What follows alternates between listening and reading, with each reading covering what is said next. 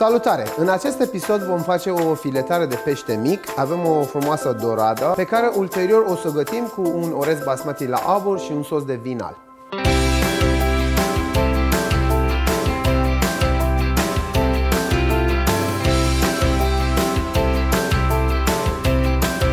Am mai vorbit despre cum să recunoaște un pește proaspăt la filetare de pește mare. Dacă vreți să vedeți materialul, găsiți linkul în descriere. Eu voi fileta dorada. Pentru asta, în prima fază, îndepărtăm înătotoarele pentru a ne ușura treaba și pentru a evita accidentarea. Folosesc o farfecă specială cu care tai înătotoarele. Așezam peștele pe marginea tocătorului și trebuie să folosim un cuțit foarte bine ascuțit. Țin cu palma peștele să nu se miște și facem o incizie în jurul capului. Prin mișcarea cuțitului trebuie să mă apropii cât mai mult de coloană. Cu mișcări scurte coborâm de la cap spre coadă. După care tăiem bucata de file, întoarcem peștele și tăiem pe lângă cap. Încercăm să ajungem cu cuțitul cât mai aproape de șirea spinării.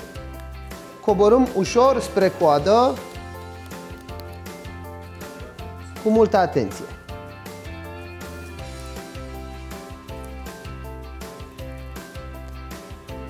Da. Restul de pește putem folosi la diferite preparate de pește, precum stocuri, supe sau ciorbe. Și aici avem două fileuri de pește care în prealabil au fost curățate de solz. Acum nu ne rămâne decât să cosmetizăm și să îndepărtăm oasele. Începem cu această parte, punem cuțitul sub oasele de aici și tăiem și îndepărtăm și marginea asta. Ne asigurăm că nu mai avem oase, dar dacă avem, folosim pensetă specială pentru oase și le scoatem trăgând spre cap, ținând cu degetul ca să nu se rupă din carne. Fileul trebuie să aibă o grosime cât mai egală ca să se gătească uniform. Este o operațiune relativ simplă dacă exersezi și urmărești exact pașii. Vom face câteva crestături pe suprafața pielii pentru a împiedica strângerea atunci când gătim peștele. Din nou trebuie să vă asigurați că aveți un cuțit foarte bine ascuțit. Ungem peștele cu puțin ulei ca să nu se usuce și ne vom apuca de orez pentru că durează cel mai mult. Avem aici orezul basmati spălat în 4 ape. Prima apă a fost cu o lingură de sare pentru a îndepărta impuritățile și o parte din amidon. Pentru orez trebuie să folosim o oală teflonată sau de ceramică pe interior pentru a împiedica lipirea orezului. Scurgem apa, adăugăm orezul în oală, adăugăm apa peste orez cât să acopere orezul cu 2 cm. În funcție de orezul pe care îl gătim, cantitatea de apă poate să difere. Pornim plită la foc mediu, adăugăm ulei și sare. Sarea trebuie adăugat de la început ca să se dizolve în apă și să pătrunde orezul. Amestecăm și lăsăm să fiarbă la foc mic până să evapore toată apa, după care vom pune capacul învelit în prosop. Prosopul ajută să se creeze aburii de care avem nevoie să gătim orezul. Ar mai fi o variantă de a găti orez în care apa se fierbe, se adaugă orezul basmati, se semifierbe încât bobul de la orez să fie al dente, dar fiert. După care se străcoară de apă și se pune la aburi, la foc mic, la fel cu capacul învelit în prosop. Ne asigurăm că s-a fiert orezul și nu mai avem foarte mult lichid în cratiță. Ridicăm orezul în formă de piramidă sau munte, cum vreți să luați. Și punem capacul învelit în prosop, dăm focul la temperatura mică și lăsăm să fiarbă circa 20-30 de minute. Gătim peștele. Pentru asta începem cu usturoiul, cu 2 căței de usturoi pe care adăugăm în tigaia rece, împreună cu cimrul nostru, puțin ulei și încălzim tigaia la foc mic ca să aromatizăm uleiul în care vom găti peștele.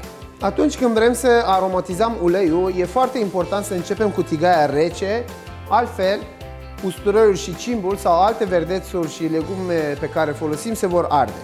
Între timp condimentăm peștele cu sare și piper. Sarea va ajuta să iasă apă din pește și va crea și o crustă crocantă.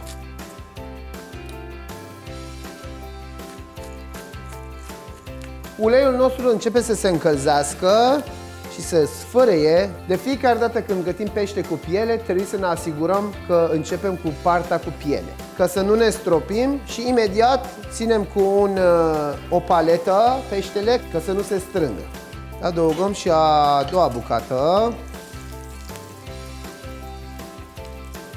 Trebuie să avem grijă că usturoiul și cimbul să nu se ardă. Atunci când peștele se ardește pe margine, este semn că s-a gătit. Adăugăm și untul. Untul ajută în cazul în care peștele s-a lipit să se dezlipească. Totodată vă da și un gust deosebit peștelui. Acum putem întoarce fileurile. Le mai lăsăm un minut. Pregătim un lime pentru sos. Scoatem peștele pe un prosop de hârtie pentru a elimina excesul de ulei și ne apucăm de sosul nostru. Ridicăm temperatura tigăii și deglazăm cu vin alb. Adăugăm un praf de zahăr brun pentru a scade aciditatea vinului. Mai adăugăm un pic de sare. Râșnesc sarea în capac ca să nu intre aburi în râșniță. La fel și piperul.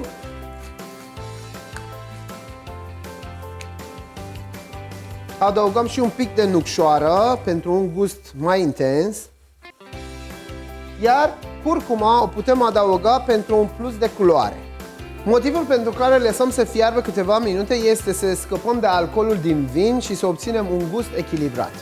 Dizolvăm amidonul în apa rece, pe care adăugăm treptat în tigaie, ca să obținem consistența pe care dorim.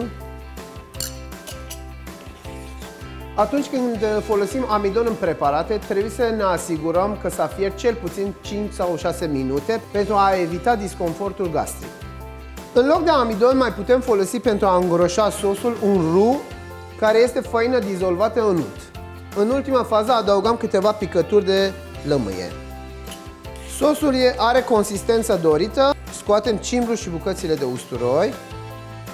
Acum îl trecem printr-o sită fină ca să obținem un sos omogen și fin. Avem această consistență pentru că sosul este încă fierbinte, iar atunci când se răcește se va întări încă un pic. Au trecut cele 20 de minute, orezul e gata și în ultima fază adăugăm unt peste orez.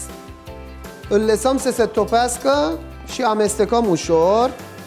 După cum vedeți, orezul fiind basmati și făcut la abur, pentru că s-a fiert cât a trebuit, este încă bob cu bob. Orezul acesta e atât de bun încât l-aș mânca și gol. Orezul este garnitura de bază în Iran și merge foarte bine cu peștele. Adăugăm și sosul și decorăm cu amarant. Probabil ați observat, mie îmi plac foarte mult florile. Dacă vreți să vă impresionați partenerul, puteți alege această rețetă simplă și elegantă cu dorada, alături de un vin alb. Dacă v-a plăcut, nu uitați de share, like, subscribe și să apăsați clopoțelul.